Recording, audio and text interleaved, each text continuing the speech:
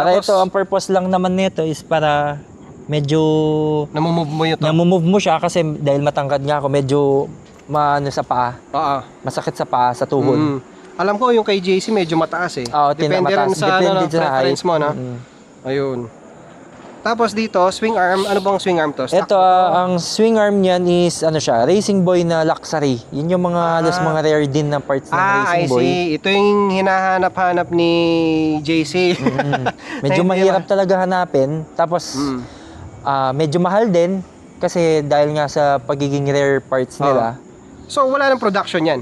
Parang wala na eh. Siguro makakakuha ka na lang siguro ng brand new.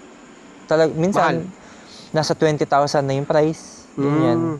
Almost 20. So, yung mga, kumbaga, iniipit na lang nila. Oo, yun yung mga iniipit na lang talaga. Okay. Sige. Tapos, ito, alam ko, meron pang mga sprocket kung ano naman to eh. So, dito, nagpalit ba tayo? Oo, dyan sa likod is pro taper naman yan na size. Dirt bike, no? Okay. Ano size? Pang 40 teeth yan. 40 teeth. Tapos, dito sa harapan is 15.